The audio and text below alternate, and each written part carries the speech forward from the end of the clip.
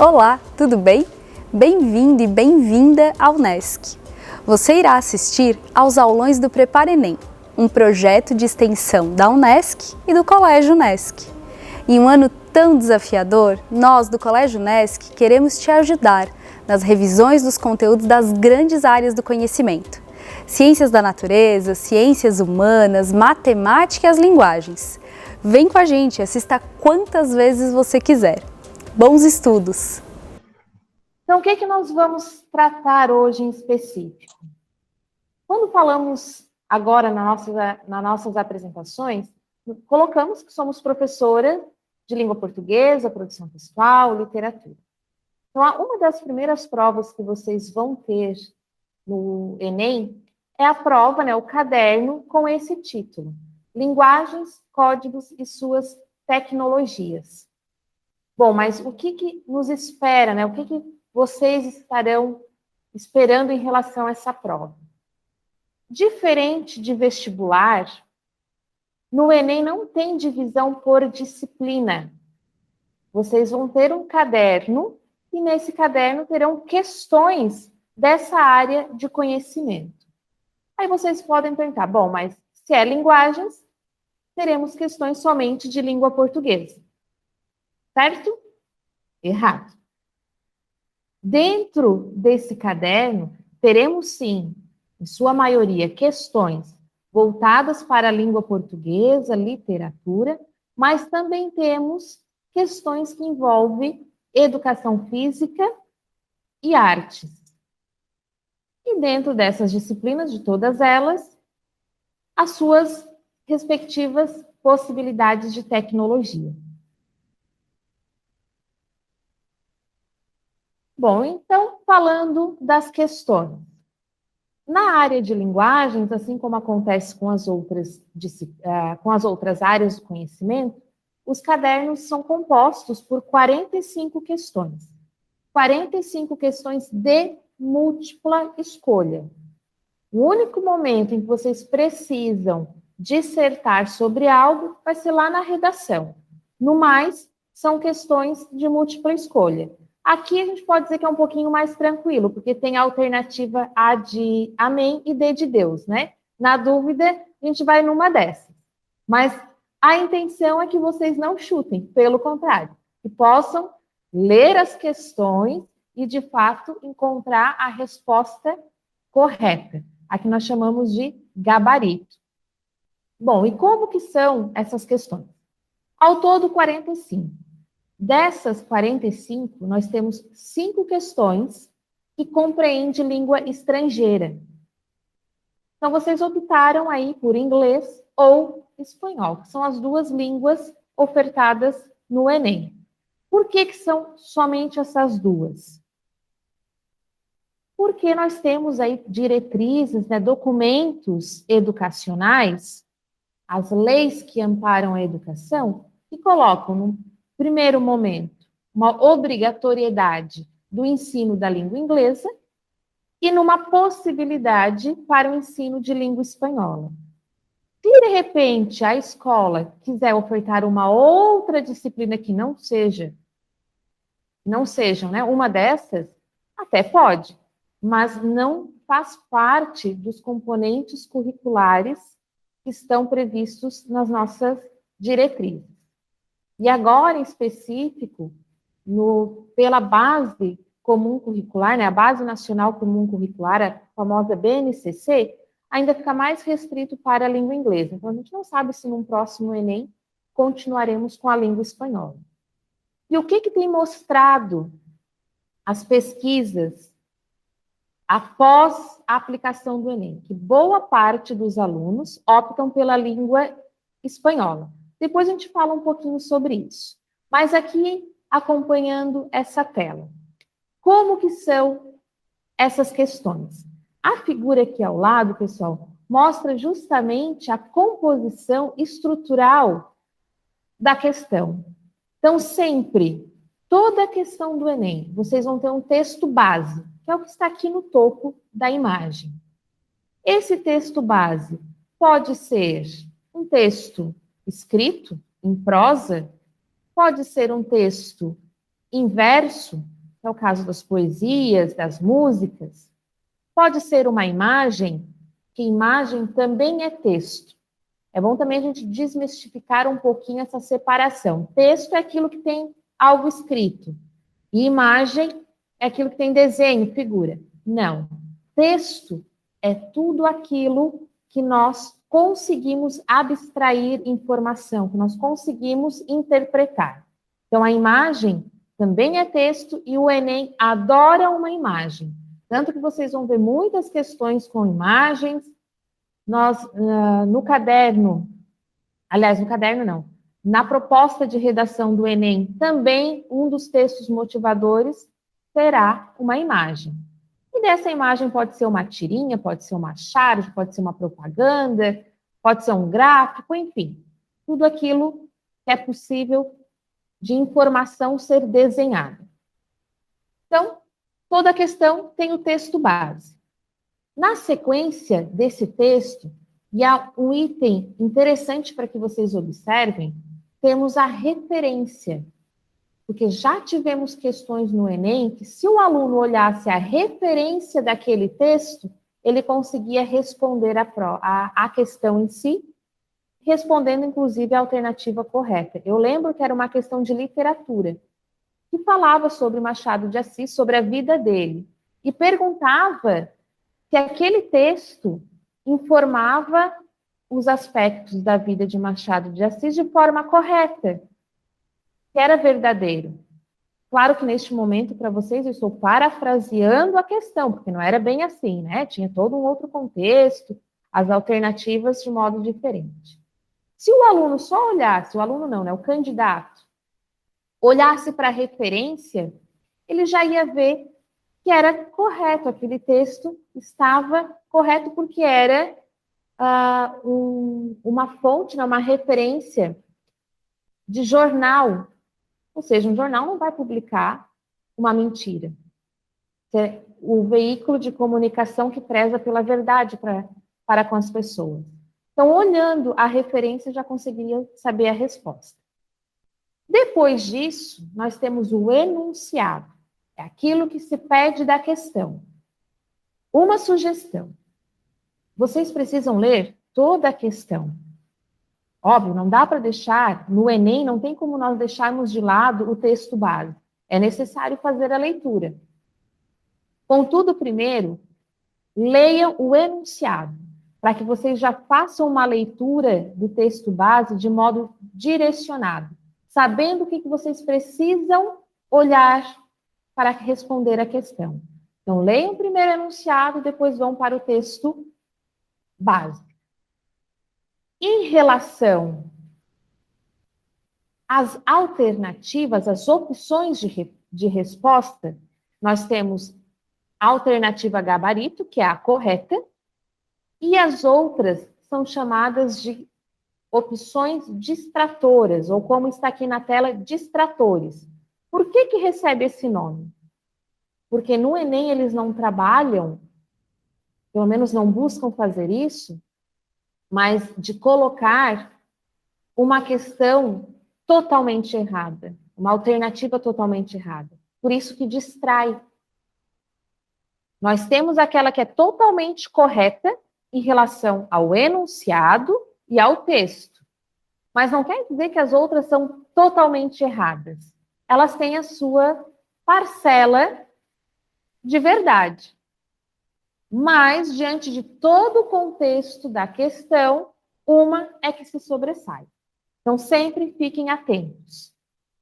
Diferente de vestibular, que a gente vai ter aquela questão que a gente consegue facilmente já ir descartando as opções de resposta. Aqui tem que ser com muito cuidado para fazer isso. Ok? Então, vamos lá. Um exemplo. Aqui nós temos um trechinho da música do Cazuza, que é o texto base, Blues da Piedade, é o título. Na sequência, a referência, ou seja, do que se trata esse texto? Então, é uma produção do Cazuza, o título, de onde ela está publicada, ok. Temos o enunciado. Todo gênero apresenta elementos constitutivos que condicionam seu uso em sociedade. A letra de canção identifica-se com o gênero ladainha, essencialmente pela utilização da sequência textual. Aí vem as opções para que nós possamos analisar e ver qual é a resposta correta. Mas antes, observem que nesse enunciado está trabalhando muito com a questão do gênero. O que é um gênero textual ou gênero discursivo? São todos os textos que circundam, ou seja, que estão aí na nossa sociedade. Não temos como quantificar, dizer a quantidade de gêneros, porque conforme a nossa necessidade de comunicação, novos gêneros vão surgindo. E aqui, então, está trabalhando com um específico, que é o gênero ladainha, que talvez ele não seja abordado com tanta frequência e com este nome durante as nossas aulas, mas remete à questão da música, porque dentro dessa música nós vamos ter que observar o quê? Qual é a sequência textual, ou seja, o tipo textual. Então, nós temos gênero textual e temos tipo textual, que são coisas diferentes.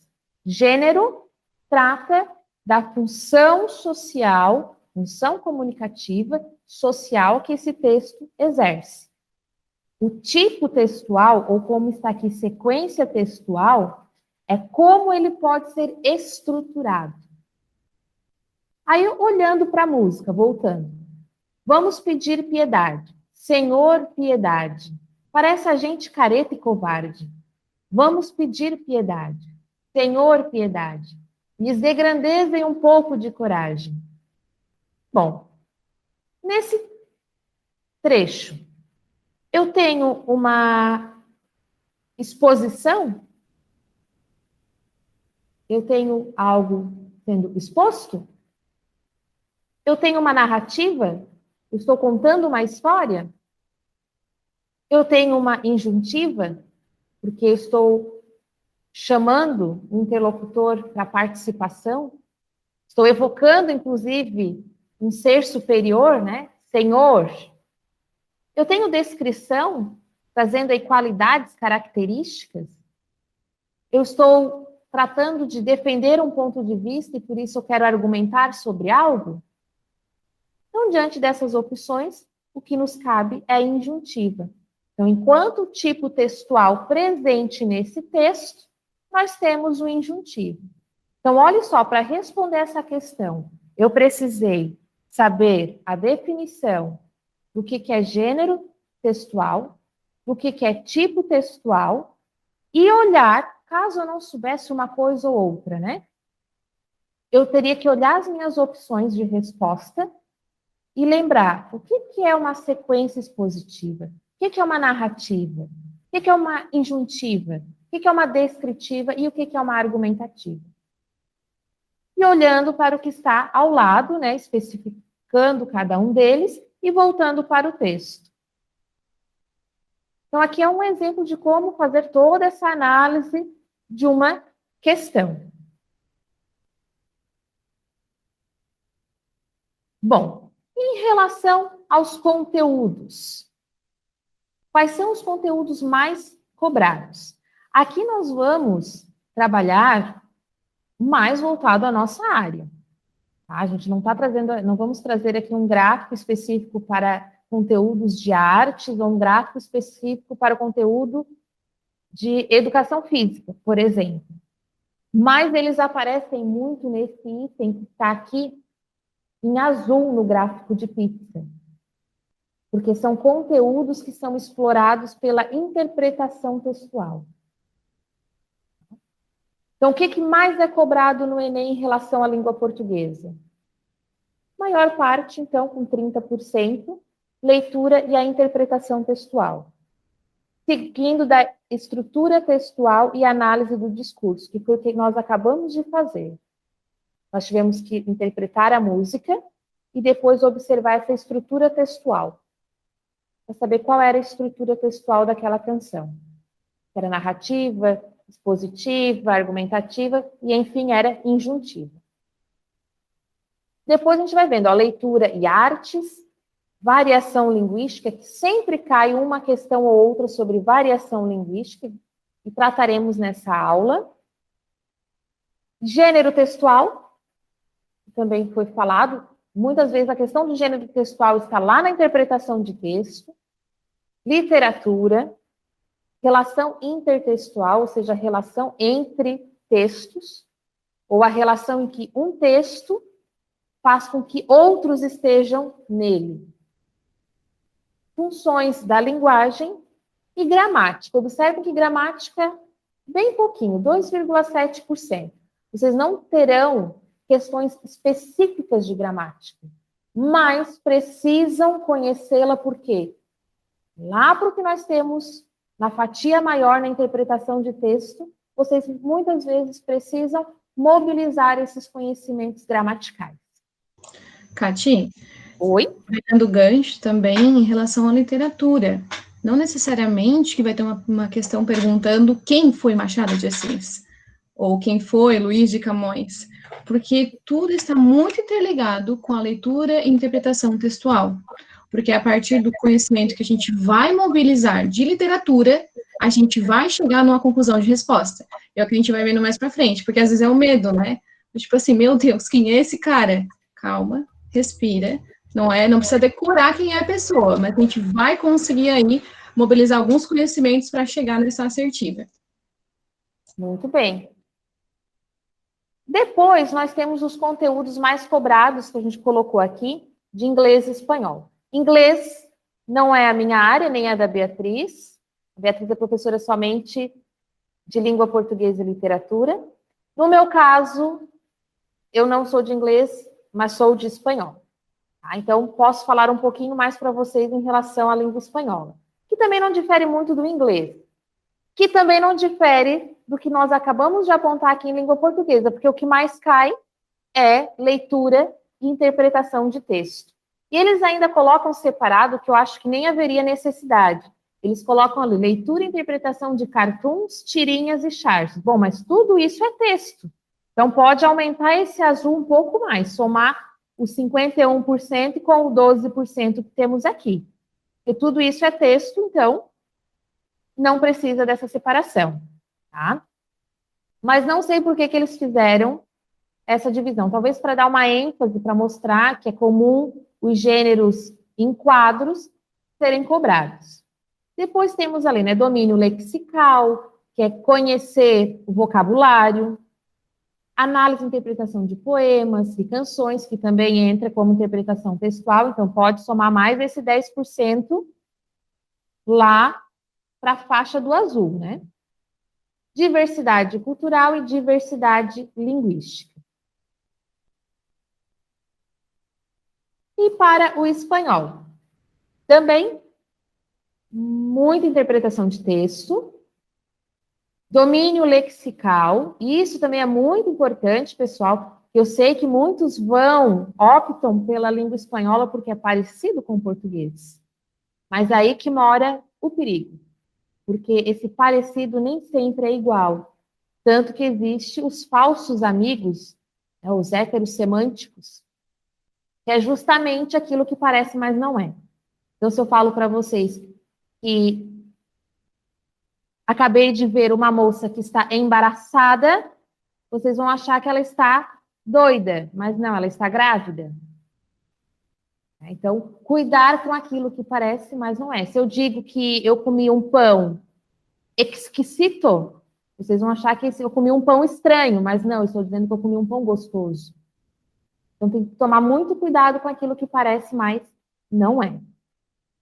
Funções da linguagem, aqui eles também separaram a leitura e interpretação de charts de tirinhas, então soma-se com compreensão e interpretação textual no todo. Análise de textos literários, músicas, poemas, também volta tudo lá para a faixa azul. E diversidade cultural. Então, o que mais temos na prova de linguagens é leitura e interpretação textual. Por isso que é uma prova cansativa. Mas não é só na área de linguagens, porque se vocês abrirem outros cadernos, pegar lá de ciências humanas, ciências da natureza, também tem muito texto, porque é a base da prova do Enem é interpretativa. Porque a leitura é algo muito importante para todos, independente das suas áreas de pretensão. A leitura é a base para a formação humana.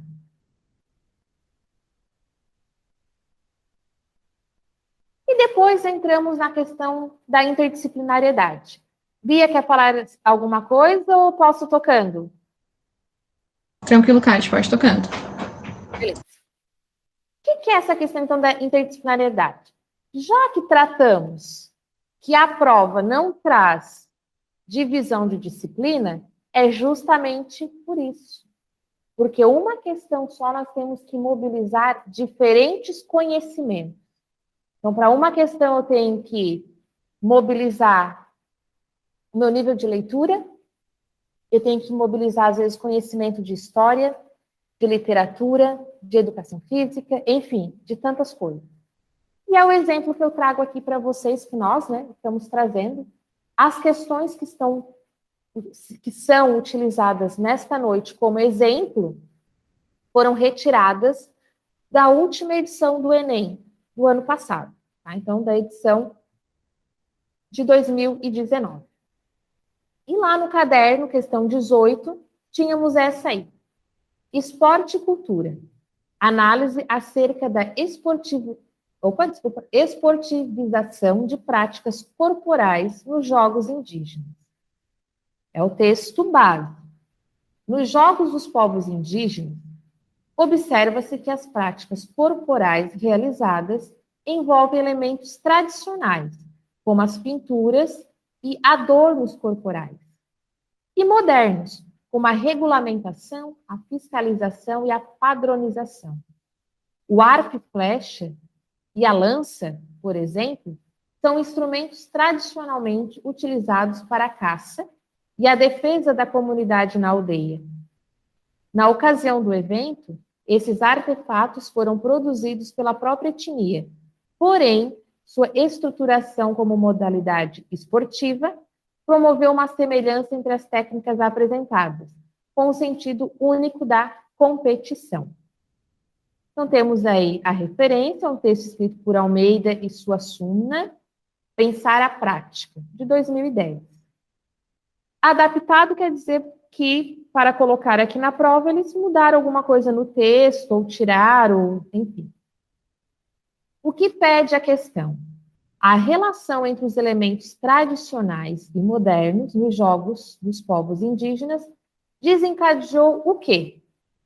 A padronização de pinturas e adornos corporais? A sobreposição de elementos tradicionais sobre os modernos? Individuação das técnicas apresentadas em diferentes modalidades? Legitimação das práticas corporais indígenas como modalidade esportiva? Ou a última alternativa, preservação dos significados próprios das práticas corporais em cada cultura. E aí, pessoal, o que vocês acham? Qual que vocês acham que é a correta? Podem colocar aí no chat. Coloque pra gente, vamos ver. Vão chutando ou vão, de fato, acertando. Pensa bem. Ó, a Luísa já colocou que é D.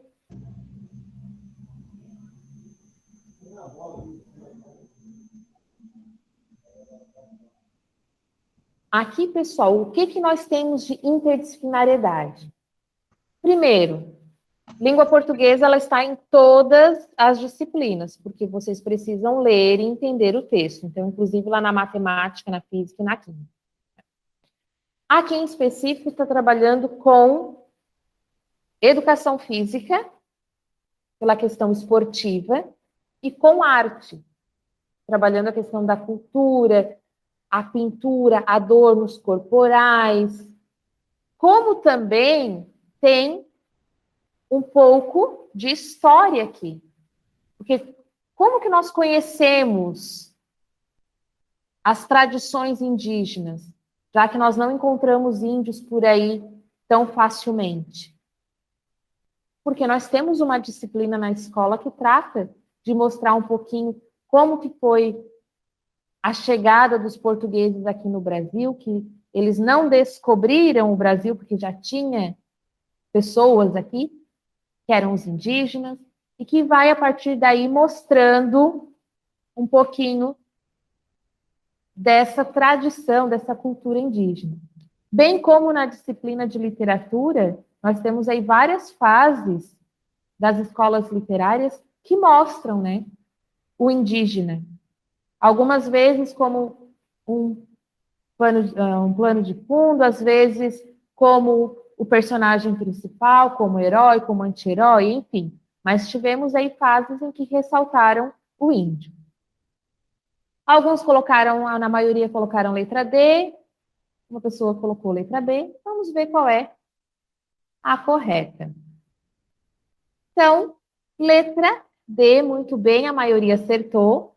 Legitimação das práticas corporais indígenas como modalidade esportiva. Se a gente for olhar, pessoal, até mesmo os próprios, o início de cada alternativa, padronização, sobreposição, individualização, a gente já começa a perceber qual vai ser aí, a gente vai chamar o feeling, né? Qual vai ser a significação dessa alternativa. Porque pensa, quando a gente está lendo ali o texto, ele fala ali, ó, o arco e flecha, por exemplo, são instrumentos tradicionalmente utilizados para a caça e a defesa da comunidade da aldeia. Opa, está dizendo que ele é um exemplo disso. Mas por que ele está dando que é um exemplo? Porque talvez nesse momento ele não está mais sendo utilizado com esse objetivo.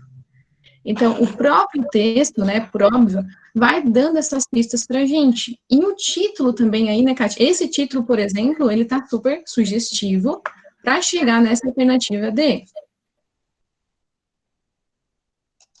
Outra questão. Sempre quando a gente faz uma interpretação de texto, é ir além do texto. E nós temos ali dentro do texto a palavra regulamentação, fiscalização e padronização. Então, seria muito fácil, né? Já que trabalha tanto com essa questão da interpretação do texto, só olhar para essas palavras. Estamos tratando também de uma cultura que é indígena. E o que se fala tanto sobre os índios? Eles precisam mostrar, eles precisam manter aquela cultura. Para isso, eles precisam do quê? Legitimar, que é a palavra-chave.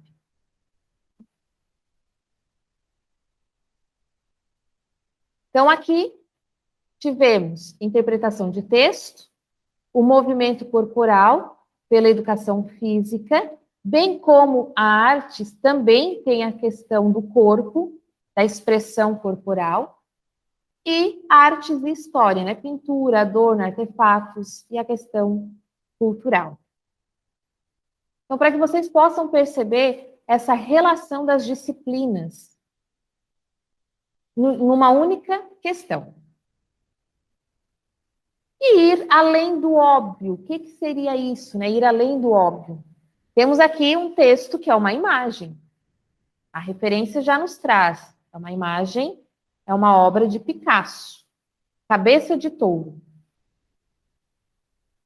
Na obra Cabeça de Touro, o material descartado torna-se objeto de arte por meio da reciclagem da matéria-prima original, complexidade da combinação de formas abstratas, perenidade dos elementos que constituem a escultura, mudança da funcionalidade pela integração dos objetos, fragmentação da imagem no uso de elementos diversificados.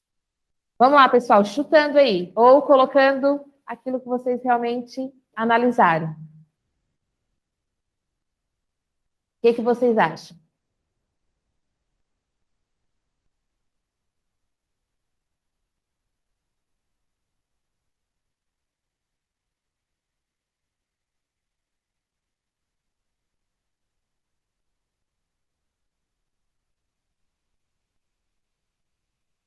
Essa está fácil.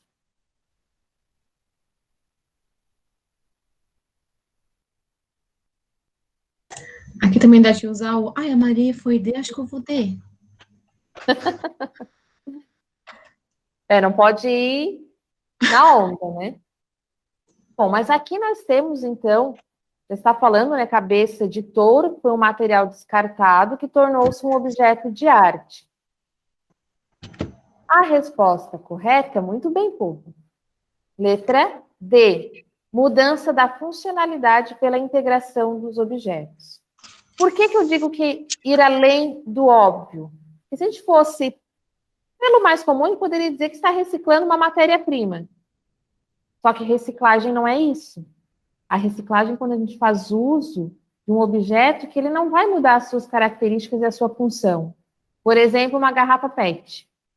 Aí eu vou reciclar a garrafa PET. O que eu vou fazer? Era de refrigerante, eu vou botar água. Não estou mudando a função dela. Mas eu não estou descartando aquele material. Nesse caso aqui, eu não tenho como colocar essa cabeça em um outro touro, né? Não vai dar.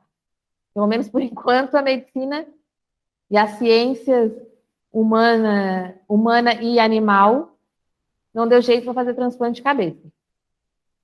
Então, muito bem, letra D.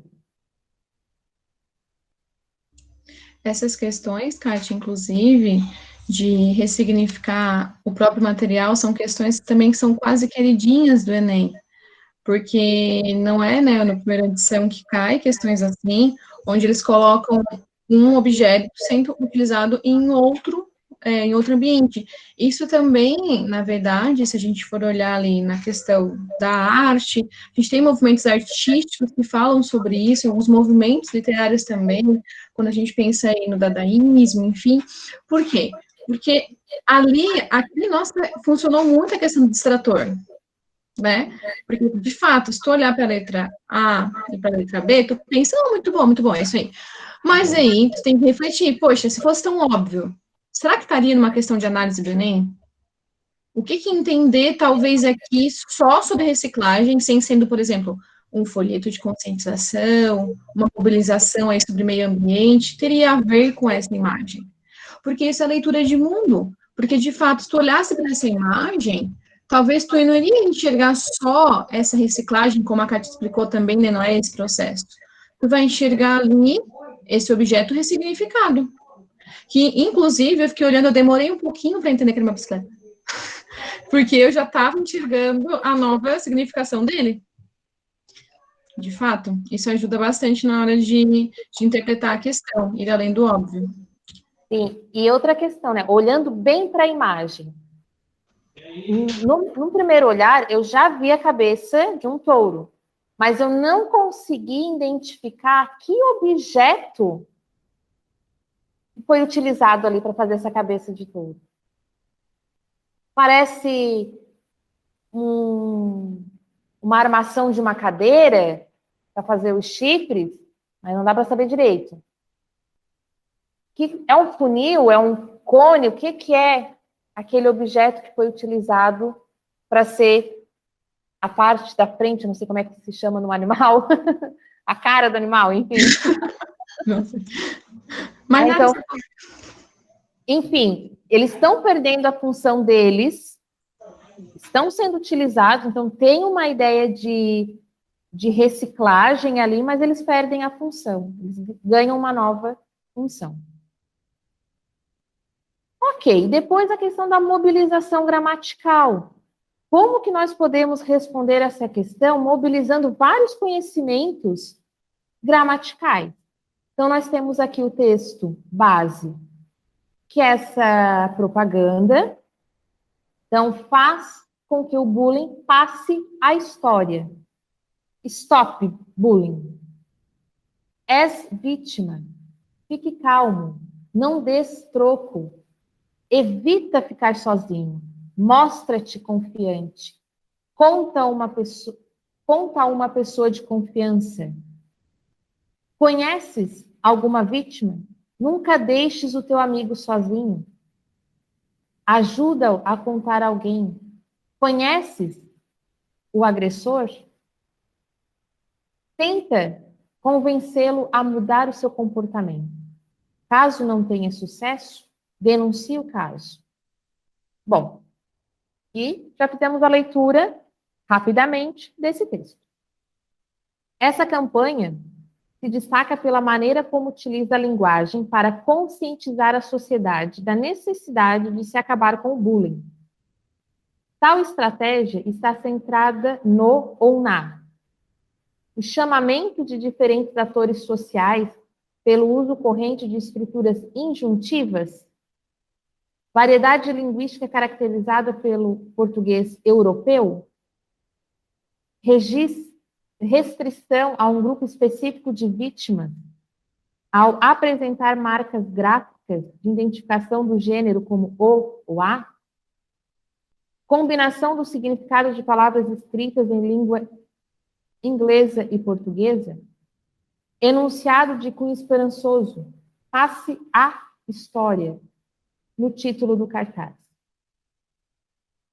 Aqui tem várias questões que se aproximam do correto, mas tem uma específica que vai abranger o todo desse texto. Qual é a questão, pessoal? Rodando aí.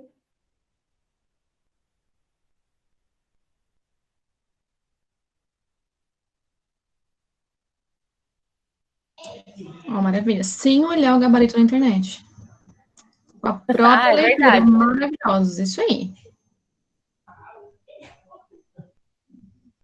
Temos 3 votos para A, por enquanto 4. Aí o pessoal está pensando, analisando um pouquinho mais.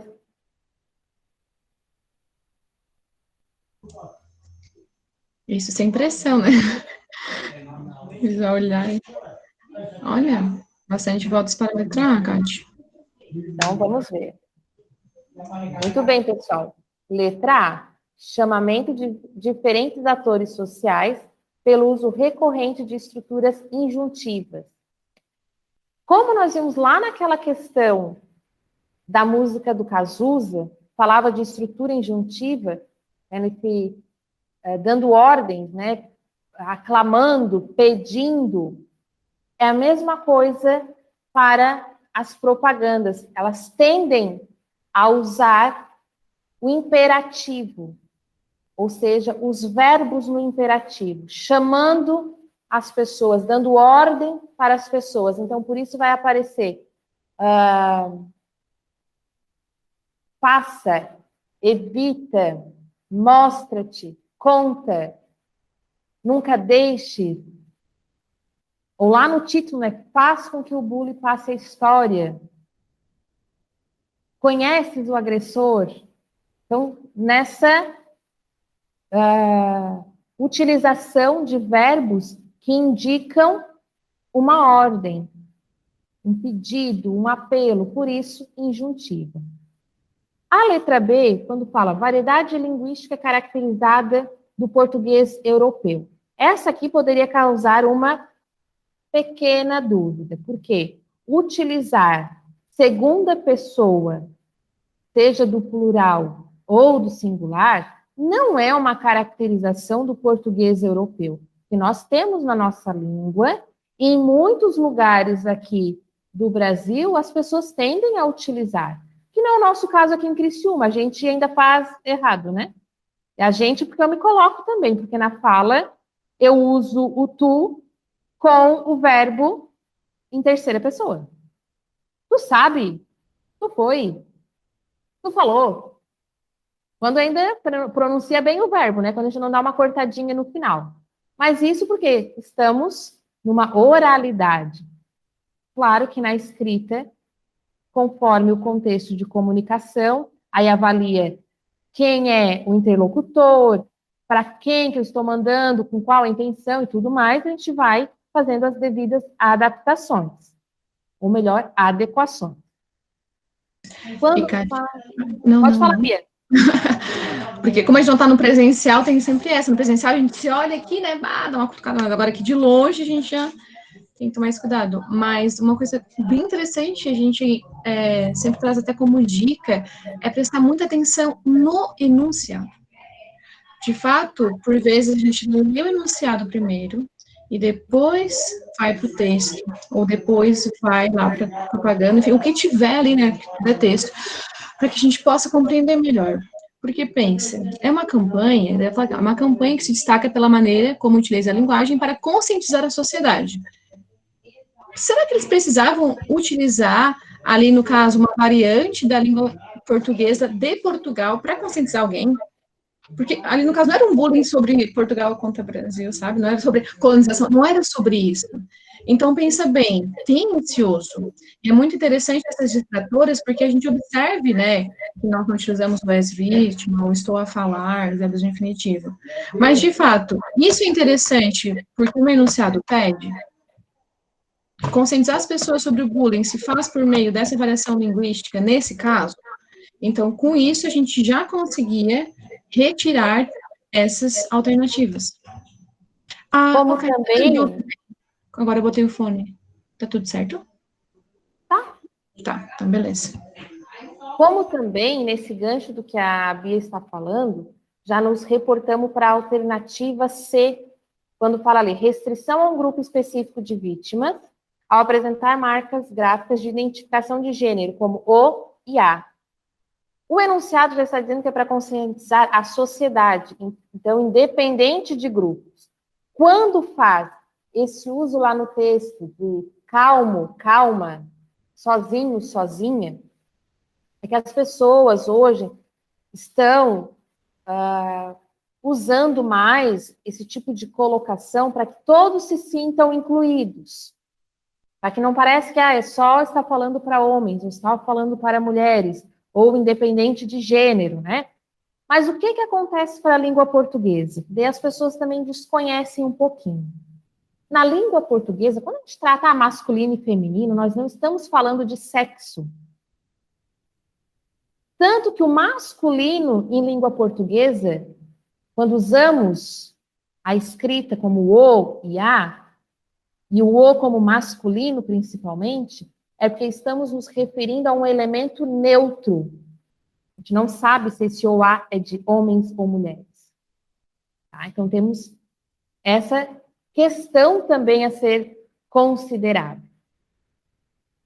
Depois, na letra D, fala de combinação do significado de palavras escritas em língua inglesa e portuguesa. Nós temos ali o stop e bullying, que é do inglês, ok. Mas se for pensar lá na frase acima, né, que é o destaque, não é uma combinação do português e do inglês. O que nós temos ali é uma palavra que é de origem inglesa e que não teve tradução ainda no português. Não acharam uma tradução. Mesma coisa marketing, que é tão usado. Internet, que é tão usado. Não acharam, pelo menos não convencionaram uma tradução para essas palavras. Diferente de delete. Nós temos aqui na teclinha do computador. Que essa palavra veio do inglês, que era delete, tanto muitos teclados era assim a escrita, até que se convencionou, passou a ser um verbo na língua portuguesa. Então, se colocar lá num conjugador, como que fica a conjugação do verbo deletar? Aí vai aparecer, eu deleto, tu deletas e assim por diante. Tá? E que também a gente poderia mobilizar aqui uma outra questão gramatical, que é o processo de formação de palavras. Tá? E, por último, o enunciado de cunho esperançoso. Passe a história, no título do cartaz. Não é algo esperançoso, porque ali não está dando essa ideia de esperança, mas com que as pessoas tenham uma atitude diferente e que essa situação vire um elemento histórico. Por isso, passe a história. Esse a com crase está dando essa ideia que o bullying seja uma moda histórica. Então, pensando, o que é a crase? Vamos desmistificar algumas coisas. A crase não é o acento. Aquele acento ali, viradinho, se chama grave. A crase é a junção que nós temos de uma preposição, que é o a, junto com outro a.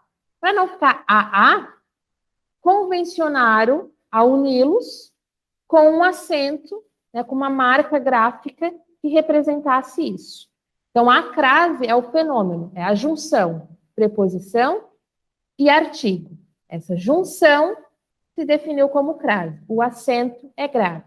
E é tão grave que as pessoas tendem a ter dificuldade de saber quando utilizar ou não.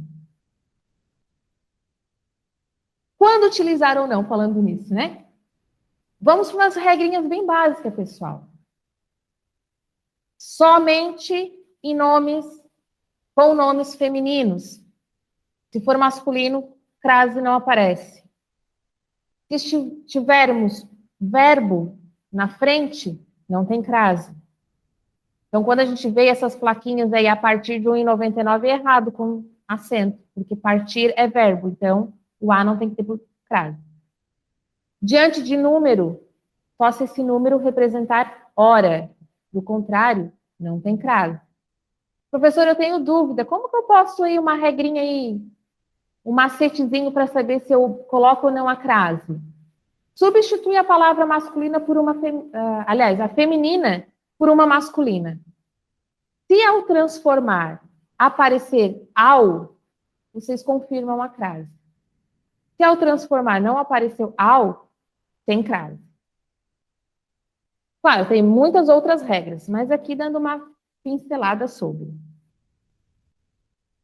Aqui, nessa outra questão, reconhecer gênero textual, movimentos artísticos culturais, contexto de época. Então, vamos olhar aí o que temos na questão 23. Heloísa e Pinote são os personagens.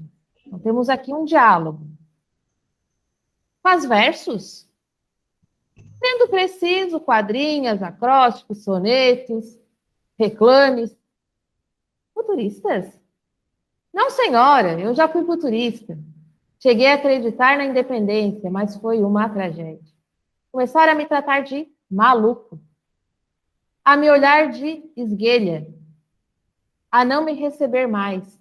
As crianças choravam em casa. Tenho 3 filhos. No jornal também não pagava, devido à crise. Precisei viver de bicos.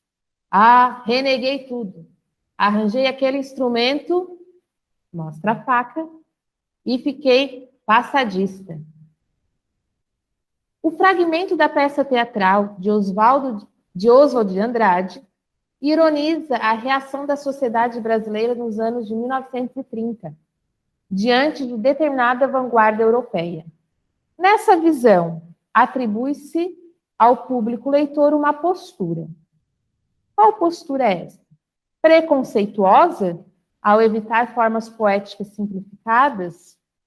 Conservadora, ao optar por modelos consagrados? Pressionista, ao preferir modelos literários eruditos? Nacionalista, ao negar modelos estrangeiros? Ou eclética, ao aceitar diversos estilos poéticos? Bom, para responder essa questão, a gente pode pensar no gênero textual, movimento artístico-cultural e o contexto da época. Indo por uma dessas linhas, a gente já consegue responder a questão. Qual que vocês acham que é a correta?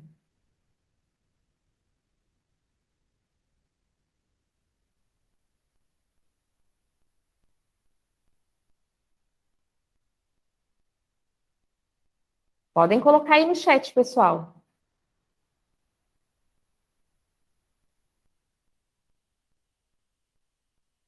Já colocaram letra E, e os demais? Ah. Tá tudo bem errar, tá, gente? É o momento aqui da gente tirar as dúvidas, porque realmente são super distratoras, né, Kátia, as alternativas. Sim.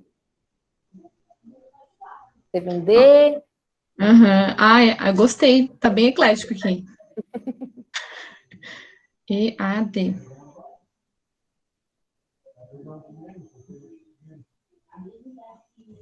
Posso mostrar qual é a alternativa correta?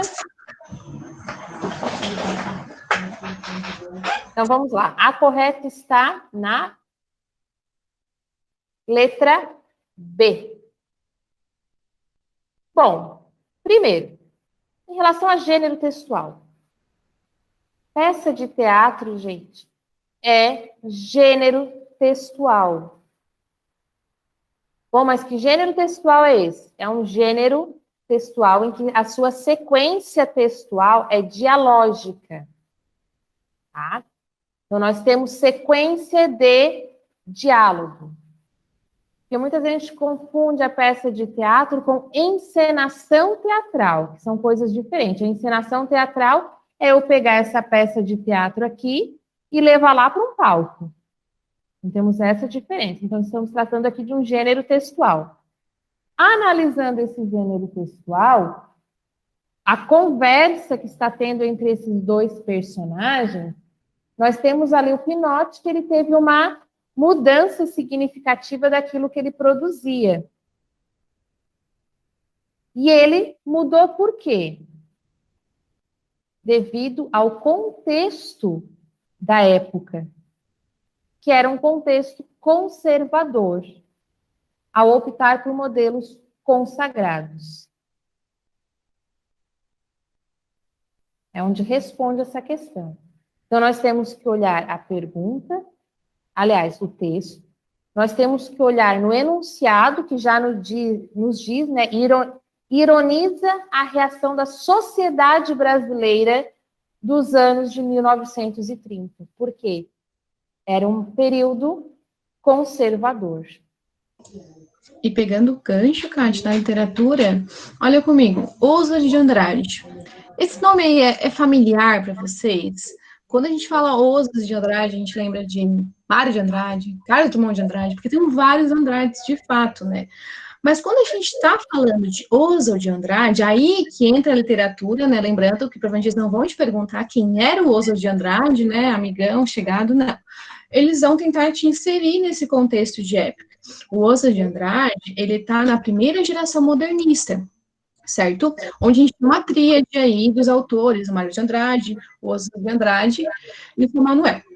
E com isso, galera, eles não falam aqui pra gente, né, qual que é essa determinada vanguarda europeia. Só que essa vanguarda europeia, se a gente olhar ali, 1930, tá falando aqui, ó, futurismo. Opa, de fato, o nome dessa vanguarda europeia é futurismo. O futurismo, ele teve um início ali na Itália, certo? Porque o que tinha? Pensa, futurismo. Futurismo lembra o quê? Muito bom, futuro. Porque essa vanguarda, ela tinha, além do patriotismo, que a gente já percebe ali no modernismo, né, nesse resgate da identidade nacional, a gente tinha um culto à modernidade, o acelerar dos carros, as máquinas. Porque olha só, pensa aqui na história, a gente está vivendo, ali no futurismo ainda, que era 1910, onde começou, a segunda Revolução Industrial. Então, não quer dizer, a gente sempre vai bater, né, conversar sobre isso, que necessariamente tu vai ler um poema e dizer, nossa, agora eu sei tudo sobre a Revolução Industrial. Porque não é a função do poema a gente entender sobre algo. Né? Tu lê o poema e dizer, nossa, agora sim formado em história. Não. Mas a gente chama isso de um casamento complementar. Então, tu começa a mobilizar conhecimento. Aí tu me pergunta, professor, mas aí eu vou ter que conhecer o Oswald, o futurismo, a Revolução Industrial, o gênero textual, até a crase, para entender essa questão? Não, vamos com calma. Um desses conhecimentos pode ser que a gente consiga mobilizar. E se na hora tu pensou, ok, não mobilizei nada, tô lendo os poemas, que é o que eu mais escuto, terminou o poema, os alunos me olham e dizem, muito bom, não entendi nada. Pense comigo, o que faz sentido nessa tua competência leitora? Porque todos aqui são leitores. Conseguimos aqui entender que a gente lê. E nós estamos lendo imagens, estamos lendo textos. Então, o que te faz aqui, ó, ver? O que esse enunciado está te trazendo, caso tu não lembre dessa vanguarda, ou da primeira geração do modernismo brasileiro? E é o que a Cátia fala ali pra gente, né, Cátia? Toda essa mobilização desses três aspectos. E ainda olhando pelas palavras aqui, né, teve alguém colocou a resposta sendo a letra E, fala ali, ó, eclética, ao aceitar diversos estilos poéticos, mas não, está mostrando o quê? Que ele já foi futurista, mas agora é uma coisa só, passadista. É uma brincadeira com essa palavra, né? Ou seja, não tem como ser eclético, não está mostrando que ele faz diferentes coisas, porque no final ele já diz que ele ficou passadista. Ou nacionalista, mas em nenhum momento no texto também está mostrando outros modelos estrangeiros, para que se valorize o nacional. Até porque essa valorização do nacional, ela vem um pouco mais à frente nos movimentos literários com mais força, né? Enfim, ele vai se acomodar a uma situação que está na sociedade. Por isso, então, o conservador. Ele vai se adaptar aos modelos consagrados. Muito bem. Alô, alô, literatura. Chegamos. Não, a gente já estava... as leituras, ou Bia? Pode ser, Kati. Aí você faz os comentários? Uhum. Nossa narradora oficial, vai lá. Ok. Então, vamos lá, pessoal. Mais uma... Olha, são todas, reforçando o que eu já tinha dito no início, né? São todas as questões que caíram no Enem passado, de 2019. Temos aqui o texto, uma ouriça. Se o de longe esboça e chegar perto, se fecha. Convexo integral de esfera. Se eriça, bélica e multi-espinhenta. E esfera e espinho, se ouriça à espera. Mas não passiva, como ouriço na louca. Nem só defensiva, como se eriça o gato.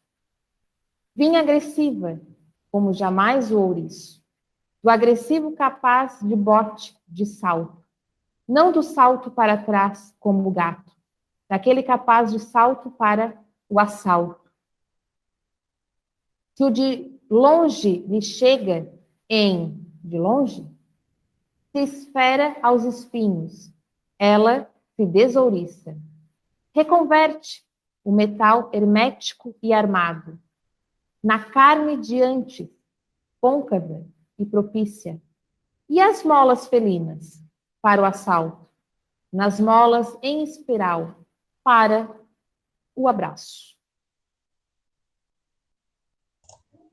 Poesia áspera, essa daí, e a gente vai entender por quê. Olha só, galera, quando a gente fala aí de poesia, geralmente, por vezes, né, no generalizando mais, a gente entende aí, às vezes, que vem dois comentários. O de, eu não gosto de poesia porque eu não gosto de coisa melosa. Falou de sentimento, já me dá uma coceira. E a outra vertente que diz, não, professora, mas é que a poesia é difícil. A gente termina de ler e pensa, meu Deus, será que eu terminei de ler? Porque eu não entendi o que estava escrito nessa aqui. Mas, galera, quando a gente lê poesia, a gente está mobilizando aí conhecimentos gramaticais também, que pode ser que você imagine que não tenha, mas não dá, porque nós somos falantes de língua portuguesa. Então, nós estamos fadados a conhecer o português. A gente entendendo que isso é nosso conhecimento ou não, porque tem essa fala, né, de que, eu não sei português, mas tu tá aqui falando língua portuguesa comigo, então tu sabes. Então, aqui, novamente, mantendo a calma, vai trabalhar com esse poema. Por que mobilizar conhecimento gramatical? Porque quando a gente está falando de poesia, a gente está falando ali de minúcias que está presente nela. Os verbos escolhidos, os sinônimos que estão presentes.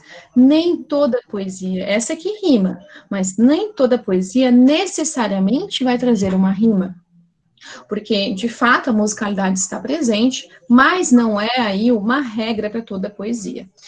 O carinha que escreveu essa poesia é porque, né, quando a gente usa referência, a gente sempre coloca o sobrenome em letra maiúscula, né, e o nome, o primeiro nome fica em sigla.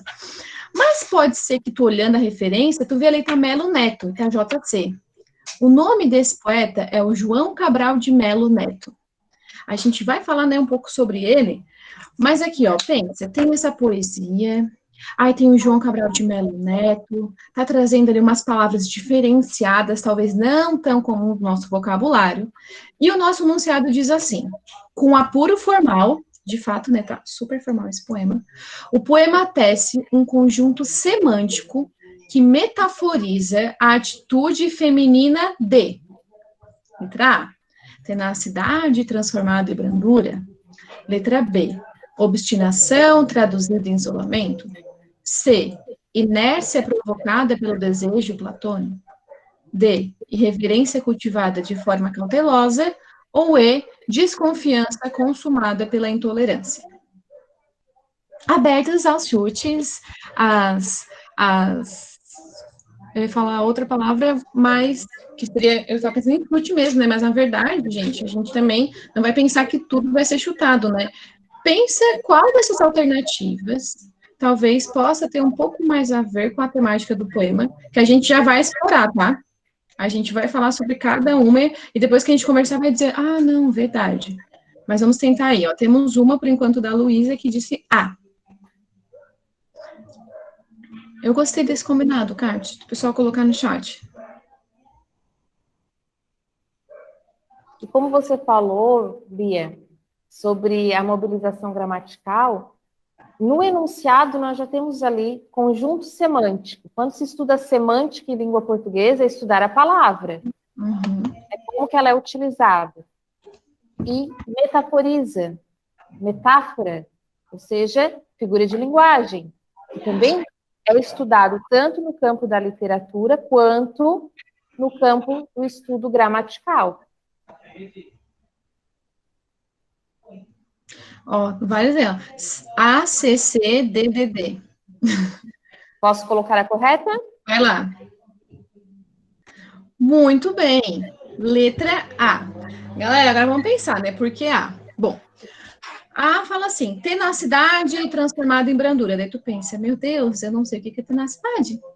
Como é que eu vou saber o que significa isso dentro aqui da minha questão?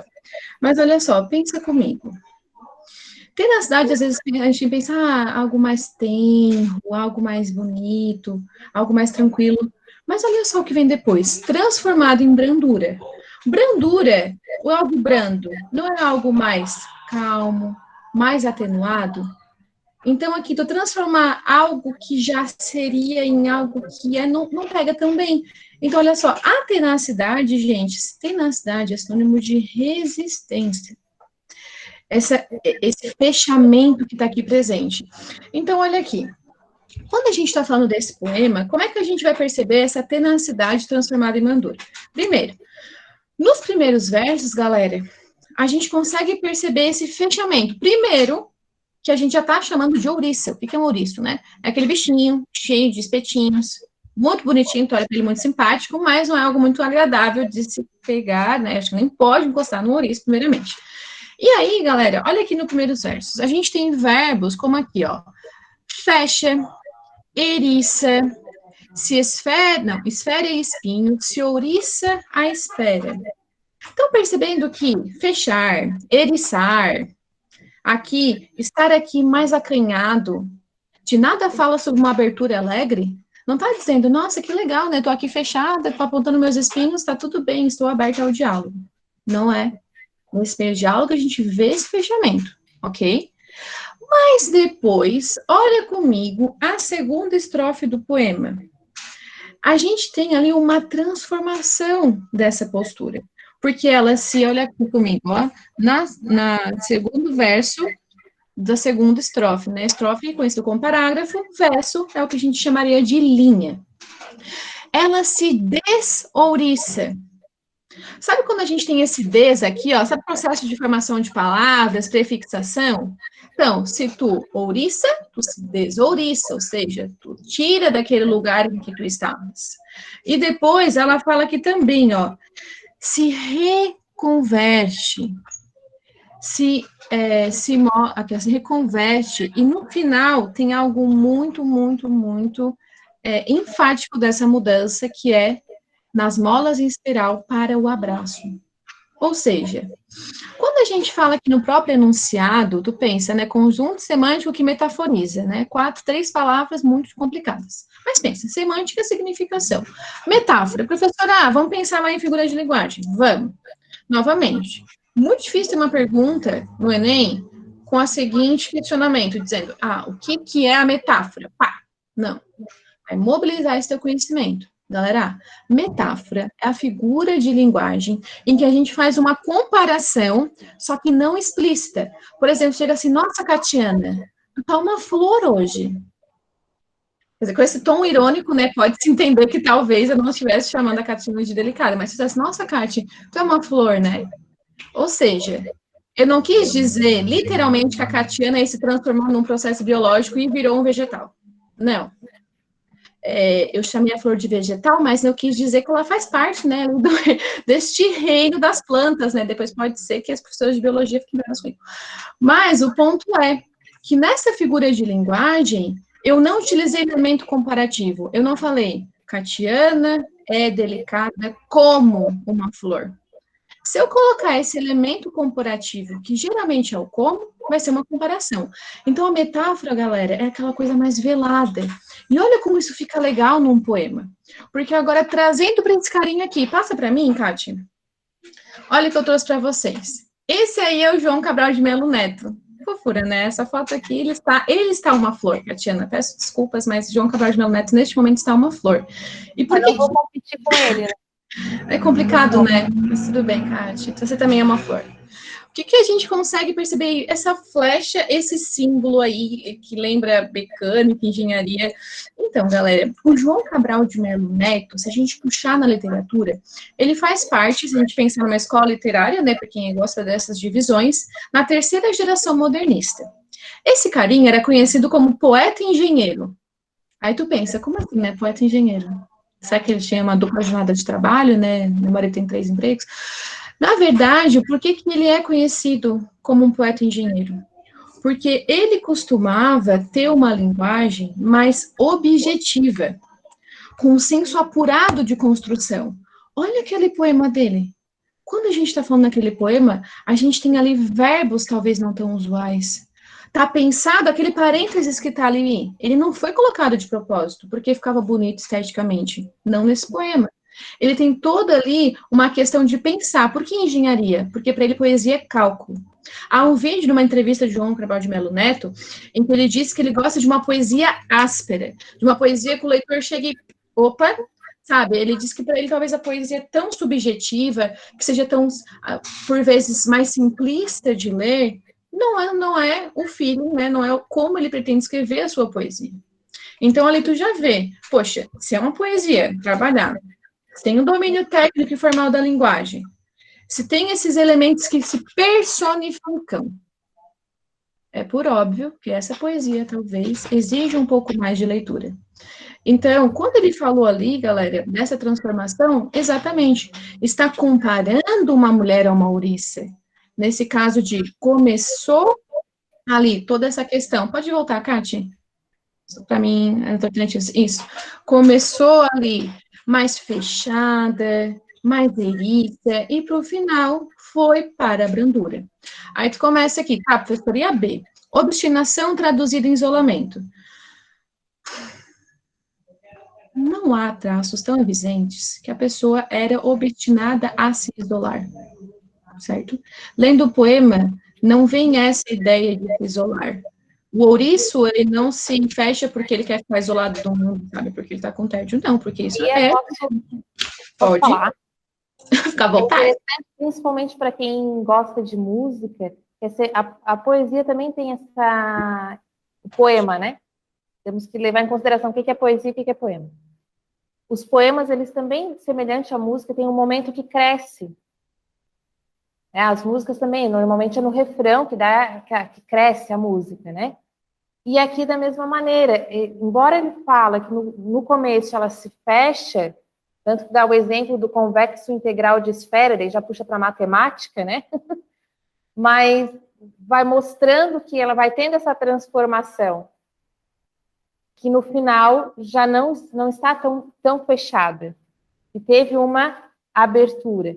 Então, vai tendo esse momento no texto, né, de modificação, que aí, então, começa de um jeito e termina de outro, né, vai crescendo a história.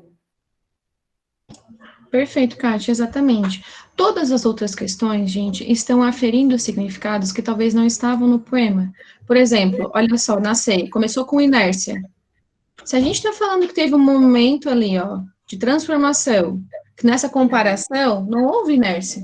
Tu começa aqui fechada no convexo e depois tu termina aberta para o abraço, não tem inércia. Depois tem ali uma irreverência cultivada de forma cautelosa. Talvez aqui não trabalhe com esse cultivo, mas o fato seja essa transformação. Olha, o enunciado já deu a vez, falou de metáfora. E também no final fala um pouco ali da desconfiança consumada em intolerância, pela intolerância. Não há como aferir que essa pessoa foi vítima de, ou estava com isso, mesmo que a gente entenda o contexto ao nosso redor. Nesse poema, não, mas a gente trouxe outros exemplos que vai puxar esse entendimento do contexto feminino. Beleza, Kate, pode passar. Pessoal, em relação a esse escritor, João Cabral de Melo Neto, fica também uma sugestão, porque ele é recorrente cair textos dele no Enem. Fica uma sugestão para que vocês leiam Morte e Vida Severina. Para mim é espetacular. Tem, inclusive, vídeos animados no YouTube também. Morte e Vida Severina. Vai retratar sertão nordestino, a seca, a busca por uma vida melhor, o retirante, né, que sai do seu local para ir em busca de outras coisas melhores e de tudo que ele passa, né, de trabalho, sofrimento, e a presença da morte. Então, é bem interessante essa obra.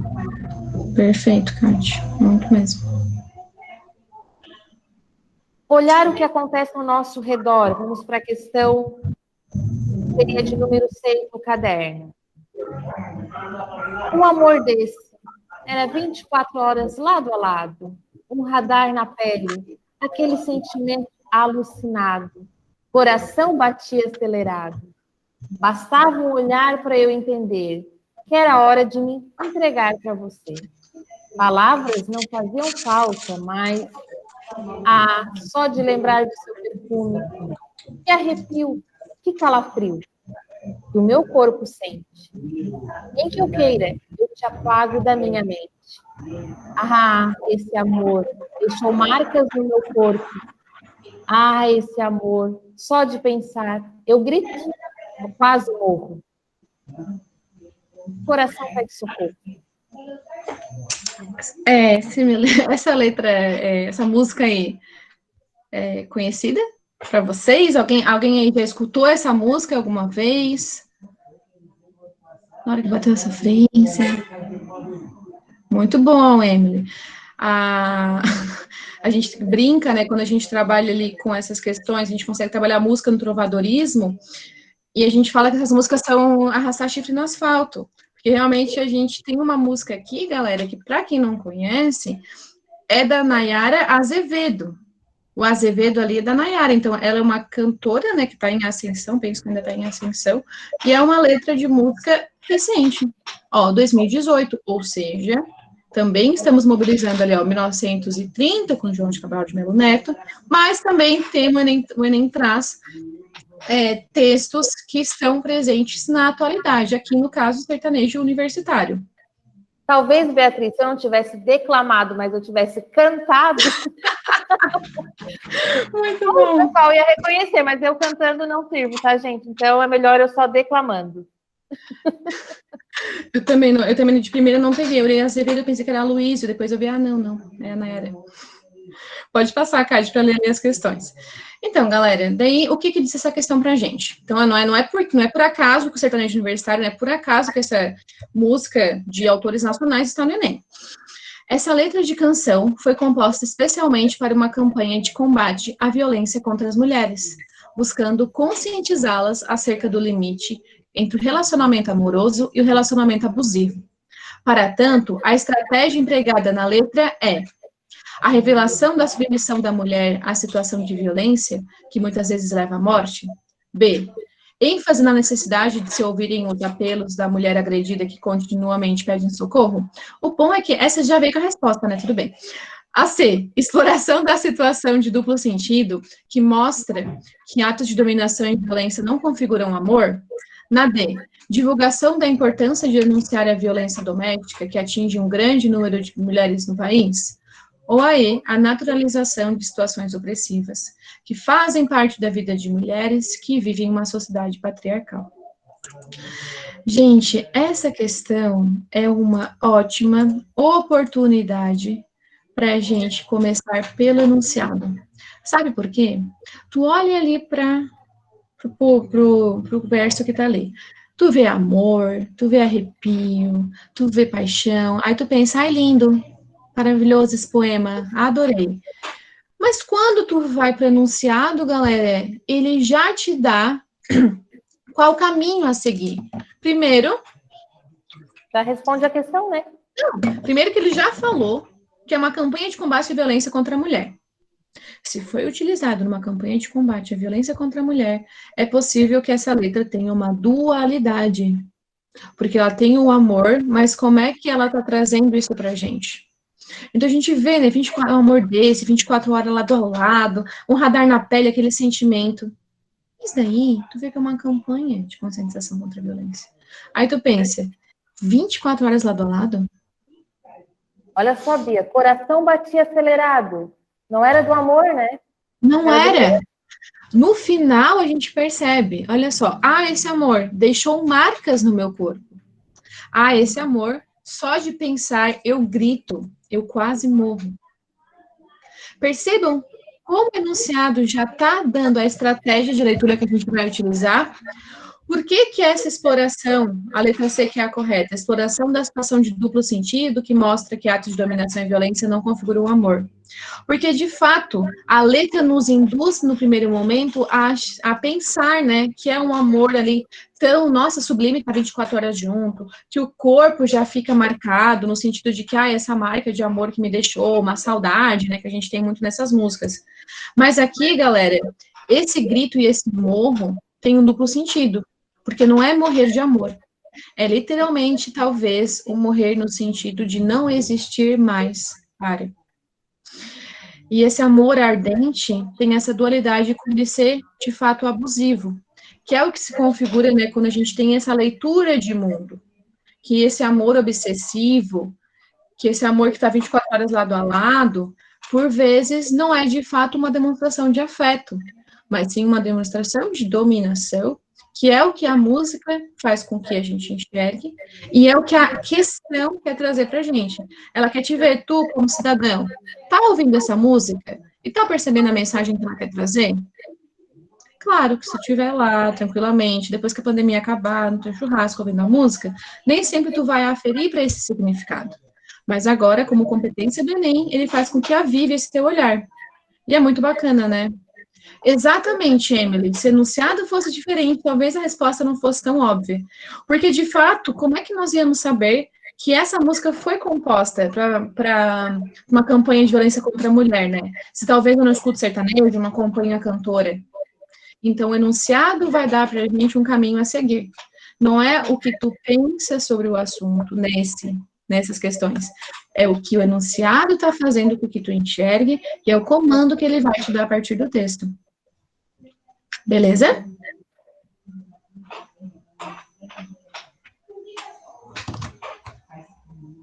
língua viva. Vai lá, Catiana. Então vamos lá. Irerê, meu passarinho do sertão do Cariri. Irerê, meu companheirinho. Cadê viola? Cadê meu bem? Cadê Maria? Ai, triste sorte, a do violeiro cantador. Sem a viola em que cantava o meu amor. Seu assobio é tua flauta de irerê. Que tua flauta do sertão quando assobia. A gente sofre sem querer. Teu canto chega lá no fundo do sertão. Como uma brisa amolecendo o coração. Irerê, solta o teu canto. Canta mais, para alembrar o Cariri. Muito bom, Catiana. Tocando boa nisso, hein? Eu tô amando essas reclamações, maravilhosa. Galera, a gente tem ali um poema ali do Villa-Lobos. Na verdade, não é um poema, né? Ele é uma canção, porque ele é um compositor, certo? Deixa eu ver ali se tem alguma coisa. A gente tem, na referência, a gente tem aqui, 5 para soprano e 8 violoncelos. Não chega a dizer pra gente ali, né, que é uma canção, Mas a gente vai conseguir perceber, talvez tu lembrar que o Villa-Lobos foi um compositor. Mas tudo bem, porque o que o enunciado está pedindo para a gente? Nesses versos, há uma exaltação ao sertão do Cariri, em uma ambientação linguisticamente apoiada no... Novamente, vamos tentar botar ali a nossa interpretação, a intertextualidade. A, uso recorrente de pronomes. B, variedade popular da língua portuguesa. C, referência ao conjunto da fauna nordestina. D, exploração de instrumentos musicais eruditos. Ou E, predomínio do regionalismo lexicais nordestinos. Quais são os palpites dessa vez, meu povo? Temos B, temos E.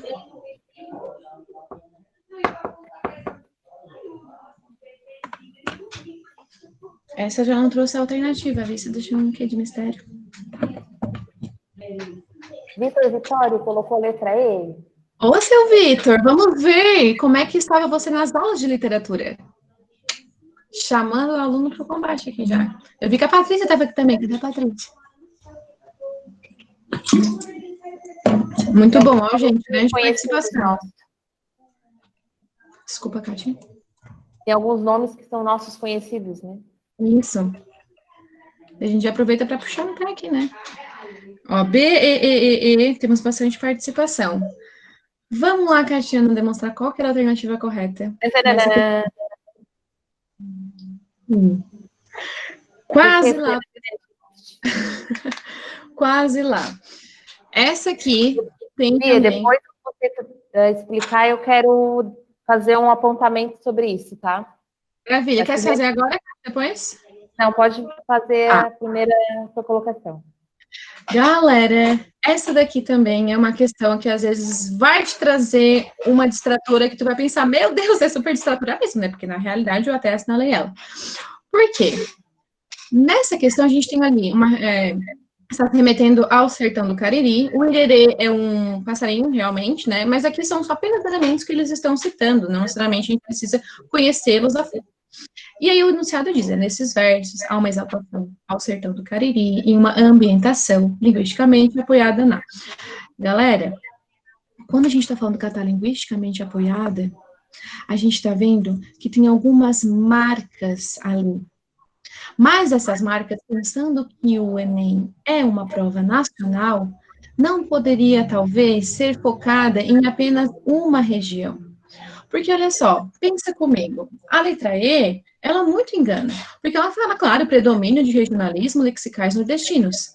Quais seriam esses regionalismos? Isso mesmo, a gente tem ali o amor, o cantador, tem também o alembrar, que são marcas da oralidade.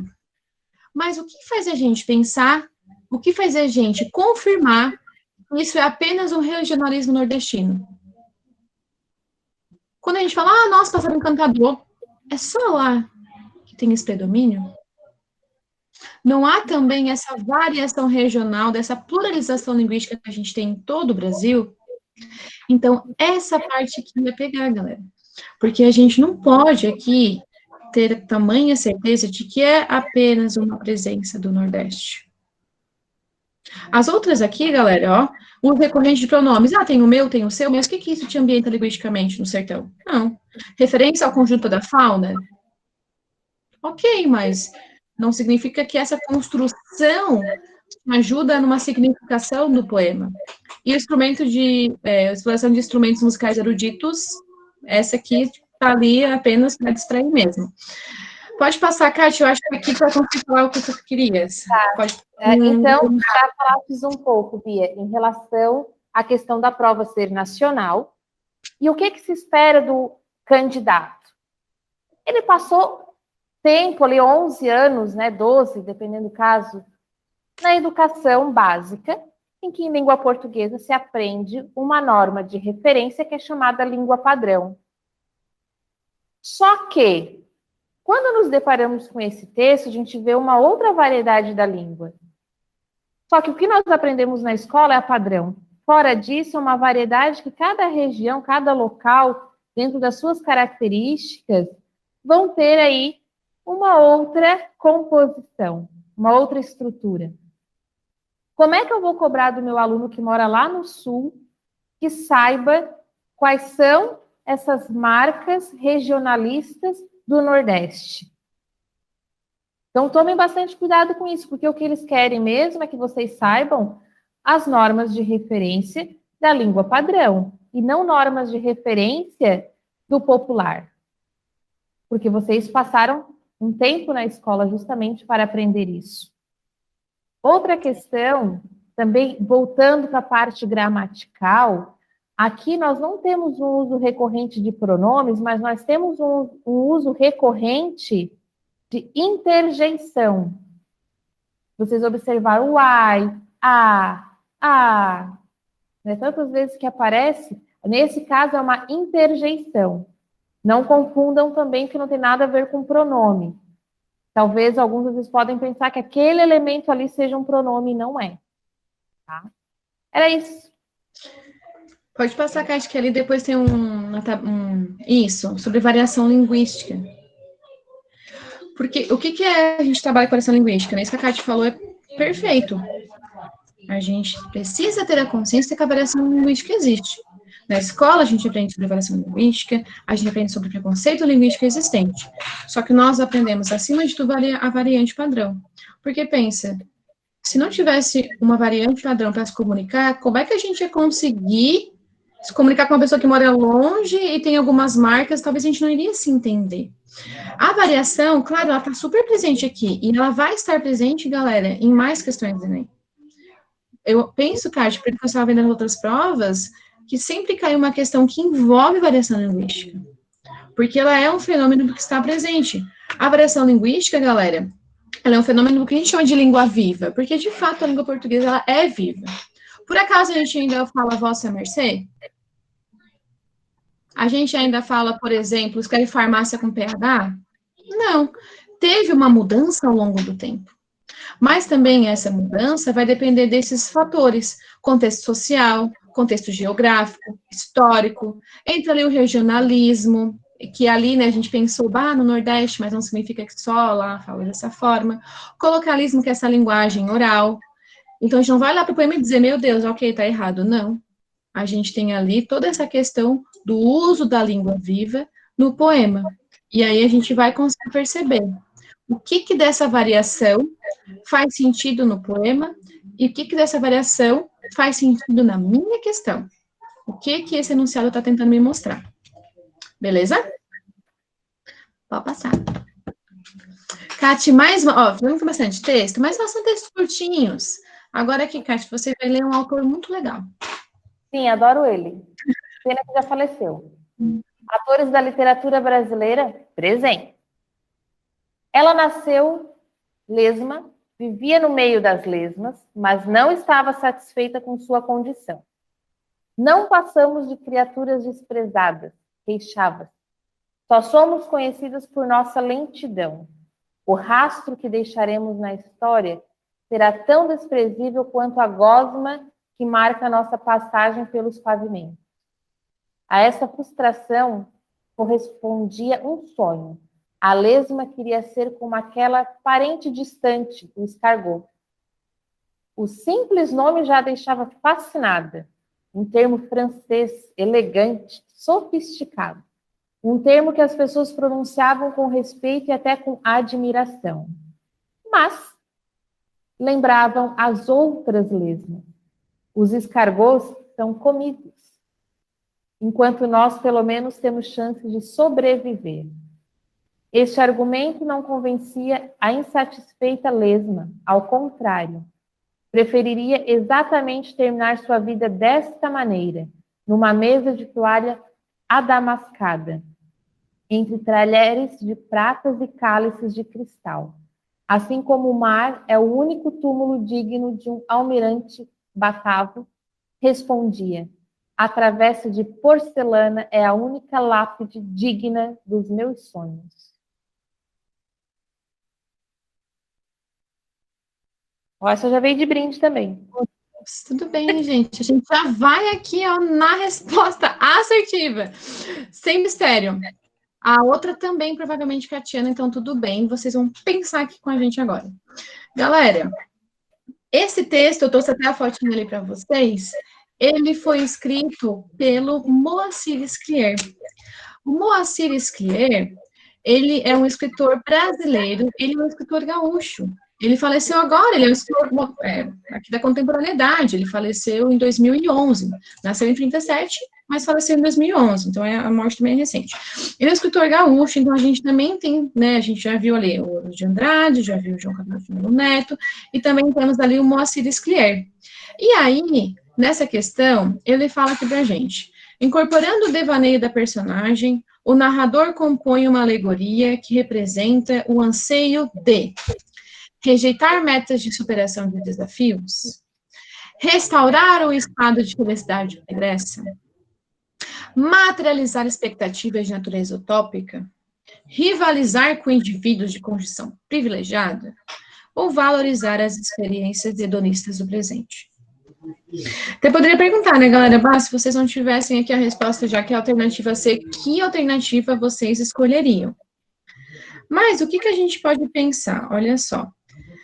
Tá falando primeiro, tem duas palavras ali que talvez não sejam tão comuns, devaneio e alegoria. O devaneio, gente, a gente chama de sonho, sabe, quando tem algum sonho. E a alegoria é quando a gente tem uma representação de pensamentos e de ideias, certo? Então, aqui essa alegoria, né, que ela tá pensando, já vai ter um anseio. E daí, tu olha os verbos comigo. Qual que é o anseio?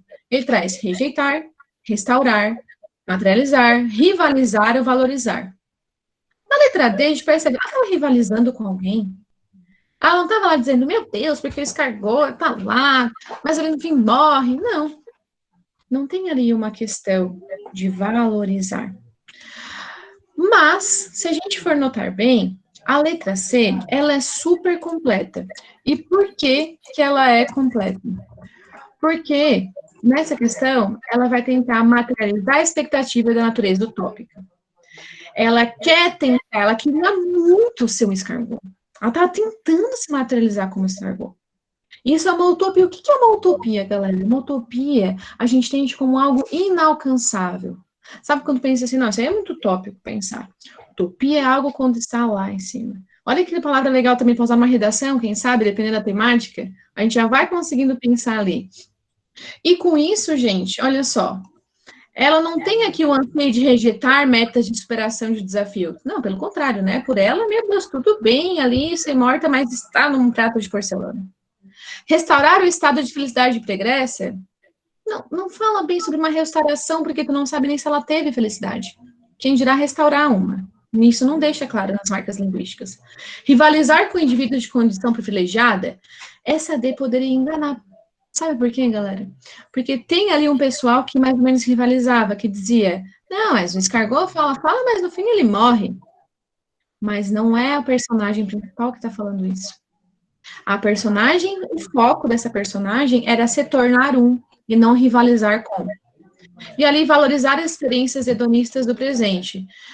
Então, gente, na verdade, o hedonismo fala sobre essa questão do prazer como bem supremo da vida humana, mas não está fazendo uma valorização da experiência prazerosa do presente, porque o presente dessa lesma aparentemente não é tão legal, porque ela não quer ser lesma, ela quer mudar. Então, ali a gente consegue ver, tinha esse anseio de se tornar, de literalmente se materializar em um escargot. Beleza? A próxima também, gente, a gente acabei revelando a resposta já também, porque aqui, né, sem surpresas.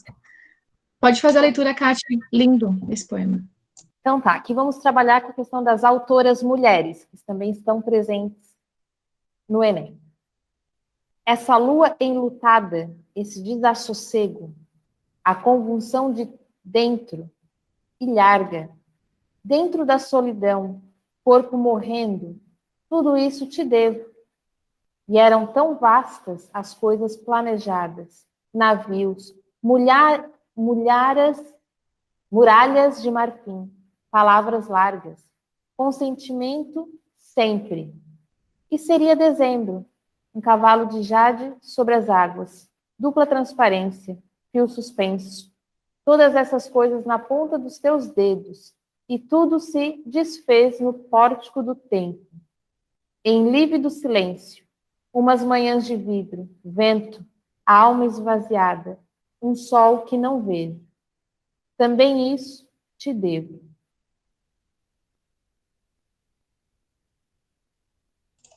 Muito bom, Catiana. Se a gente for olhar, galera, vocês conhecem essa autora? É uma autora nacional. Pode voltar um pouquinho, Kátia, só para mostrar ali. Isso, é a Hilda Hilst, certo? E esse livro dela é do Júbilo, Memória, Nocividade, Noviciado da Paixão. A Hilda, inclusive, galera, é que assim, a gente tem a pronúncia, alguns podem falar Hilda por conta dessa questão do H, né? Hilda Hilst ou Hilda Hilst, então vai depender muito da pronúncia aqui do nome dessa autora. Mas ela é uma autora que ela está em alta, não significa que ela seja uma autora, né, aqui agora conhecida da nossa contemporaneidade.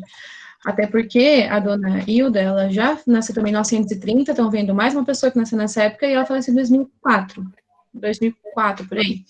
Mas o ponto é que a Hilda, gente, ela é uma poeta que agora está sendo mais trabalhada, por conta das temáticas presentes. Ela é uma poeta que ela traz aí toda uma questão até do própria consolidação da mulher, do feminismo, de temáticas que provocam, que fazem refletir. Aparentemente, lendo esse poema, a gente consegue perceber uma certa, né, uma tristeza ali, uma esvaziação do ser, mas vamos olhar aqui para o nosso enunciado da questão. E já essa, Kátia, né, será a nossa última questão de análise, depois a gente fecha ali com um comentário geral sobre a literatura e sobre os outros. Mas olha aqui, vamos então ler o poema. Olha o enunciado. No poema, o eu lírico faz um inventário de estados passados espelhados no presente. Nesse processo, aflora o cuidado em apagar da memória os restos do amor, amadurecimento revestido de ironia e desapego, mosaico de alegrias formado seletivamente, desejo reprimido convertido em delírio, arrependimento dos erros cometidos. Aí tu pensa, nossa, professora, mas por que a letra B, né? Amadurecimento, onde é que está presente isso? Volta para mim no poema, Kátia. Primeiro, começando ali, caso não lembre, né? Eu lírico, o eu lírico é o eu do poema. A gente pode confundir, as pessoas confundem o lírico com o autor. A autora é a Hilda Hilst, certo? O eu lírico é a pessoa do discurso, a pessoa deste poema. Então, o que ela faz aqui pra gente? Olha, galera, percebam que ela fala aqui, ó, dessa lua enlutada, tem um desassossego, ela fala que consentimento sempre seria dezembro, uma dupla resplandecência. Só que o que acontece, gente? Percebam comigo o penúltimo e último verso. Vento, a alma esvaziada, um sol que não vejo. Também isso te devo. O que a gente pode interpretar desse poema? Que o eu lírico, ele consegue destacar para a gente uma relação de desapego, uma relação de, talvez, essa solidão que não existe mais. Se a gente lê bem nas minúcias, tem um quê de ironia nesse poema? Ou seja, não é solidão, é desapego. Eu já estou, quem sabe, livre deste amor. Se eu estava ali enlutada, se eu estava ali, né, mais fechada, não. Agora eu também te devo. Não, se eu tenho aqui, se eu tenho essa solidão que está aqui comigo presente, tá tudo certo. Tem esse amadurecimento. Por quê? Pensa comigo, na letra E, tem algum arrependimento de erro cometido? A gente não percebe isso ao ver o eu lírico. Não mostra traços de arrependimento. Desejo reprimido e convertido em delírio. Há algum tipo de marca linguística ou de afirmação do eu lírico que está ali? Que tem algum desejo que não foi cumprido? Ela não parece estar querendo ver o sol. Ela não parece estar aí preocupada, tão incomodada com essa solidão. Aí, mosaico de alegrias formado seletivamente. Ok? Se a gente está falando sobre essa solidão irônica, não significa que a gente está falando sobre a alegria que permeia ali. Acho que ela é...